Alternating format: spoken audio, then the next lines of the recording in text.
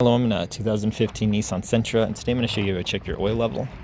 So first you open the hood, and then while the motor's off, we'll find your dipstick here, which you pull all the way out.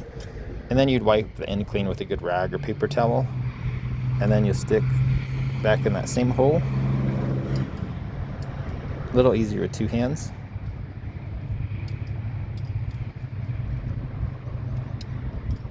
Almost got it. There we go. Stick it all the way back in, and then pull this all the way back out again. And then at this point, we'll see the end here. If you can read it, there's a dot by the H, and then there's a dot by an L. The H dot is your full mark, and then the L dot is your low. So as you get closer to that L dot, you want to add some oil just to top it off. That way you get pretty close to that dot on the left again, if not on it. But while this is still off, then we'll go here. This is where you add your new oil. So you just unscrew this cap, and then double check you're using the proper type of oil, as well as ideally the same synthetic conventionally you've been using. Better not to mix and match if you can help it. But when you're ready to add, either with the funnel or straight from your quart jug, just add under here, which again, you unscrew this, set it to the side, and just fill. Try not to overfill as well, because that could also cause issues. When you're done, screw this back nice and tight.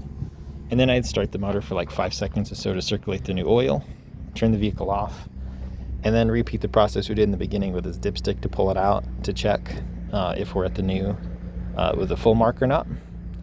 And all that said, don't do any of this in replacement of regular oil changes, which depending on type of motor, mileage, type of oil, things like that. Usually you do between 3,000 to 8,000 miles between oil changes.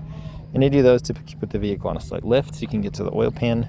You'll pull the oil plug, drain all the old oil out, replace any filters as needed, screw the plug back in nice and tight, and then we'll go back up here and add all the oil recommended for your particular motor type for an oil change.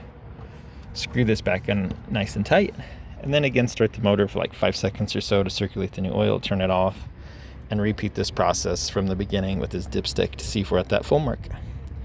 But I hope this is helpful. Hope you have a wonderful day.